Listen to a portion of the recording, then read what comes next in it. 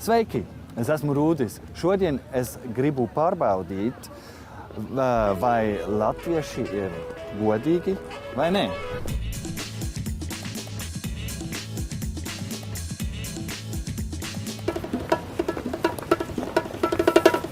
Labi, pagaidi. Nu, pagaidi. Nevar, nedrīkst. Nu, kas? Smags nogalīts. Paldies tev. Jā. Es esmu no Bestabu raidījums. Jā. Tur ir kamera. Jā. Mēs šodien mēģinājām meklēt, ja latvieši ir godīgi. Tu esi ļoti godīgs. Super. Kas ir? Nu, kāpēc nē? Nu, ko tu? Paldies. Izskata. Tas nav jums? Tas ir mans. Paldies. Rūdis 10 reizes aizrautīgi runājot pa telefonu, naudas maku it kā netīšām aizliek garām bikšu kabatai, bet tikai viena atradēja nesteidzas panākt maka īpašnieku. Kad atverot maku ierauga tajā vienīgi Bestabu zīmīti, mazais melnais atradums aizceļo miskastē. Nākamā eksperimenta daļa notiek ceļā no centrālās stacijas līdz Rūda dzīvesvietai Skolas ielā. Ar Bestabu autospidometru nosakām, ka attālums ir nepilni 3 kilometri. Vai angļu valodā runājošu pasažieru taksometru šoferi aizvedīs par cenrādim atbilstošu cenu. Hello. We have to go to Skolas ielā.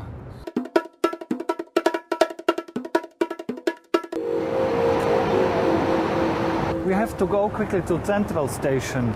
Central Station. Okay, thank you.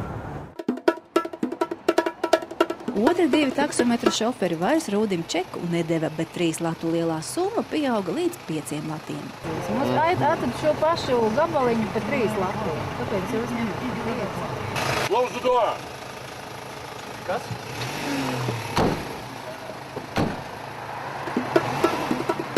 Trešais bija vissūdīgais. Viņš teica, centrā viss maksā 5 lats.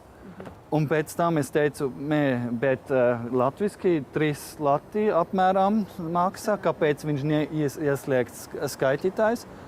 Un viņš sāka, krieviski bļau, un beidzot viņš teica, nemaksā neko un ej bekot. Tagad es eju uz tirgu iepirkties. Iepērkoties, Rūdis centīsies noskaitīt precīzi santīmu santīmā, taču netīšām pārskaitīsies, bet mēs vērosim, vai pārdevējs atdos lieko naudu. Pagaidīt, nav pareizi. Nepareizi? 1 centimeņu ņemt? Jā, tā melnē. Jā. Paldies jums. Pareizi naudu. Precīzi. Paldies. Visu labu. Visu labu. Par daudz? Jā. Paldies. Ļoti garšīgi eksperiments bija. 5 sieriņus un 1 kefīru Rūdis savā īpašumā tomēr ieguva nedaudz pārmaksājis, jo no 6 pārdevējām 2 nepārskaitīja Rūda pasniegtos, it kā precīzi noskaitītos santīmus. Iena Vītoliņa, Rolands Polītis, Bestabu.